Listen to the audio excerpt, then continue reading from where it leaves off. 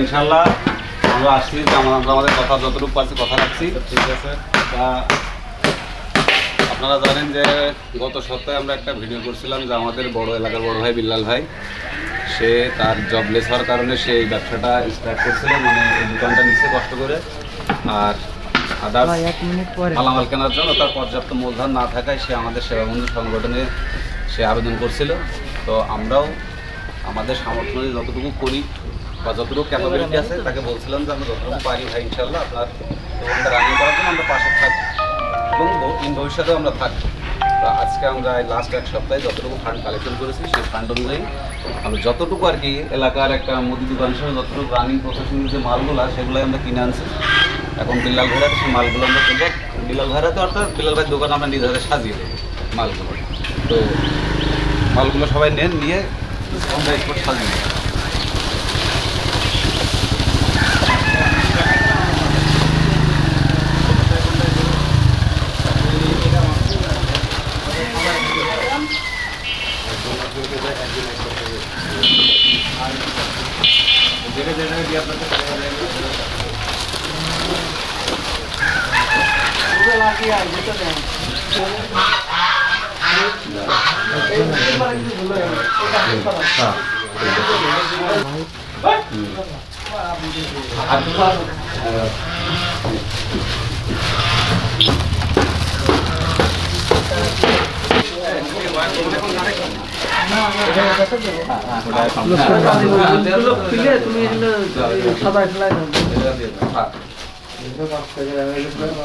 ক্যামেরার লোকদের দরকার নেই।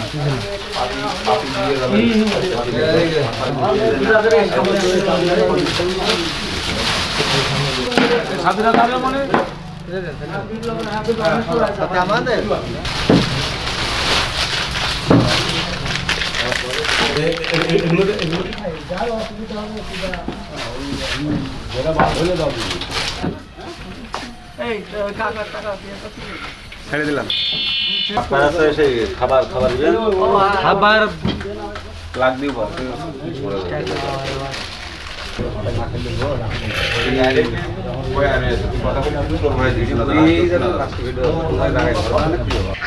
তো আপনারা দেখছেন যে দুর্বলতার জন্য আমাদের সম্মিলিত প্রচেষ্টায় আমাদের ক্ষুদ্র প্রয়াসে আল্লাহর রহমতে বিল্লাল ভাইয়ের দোকানের কিছুটা চেহারা ফিরেছে।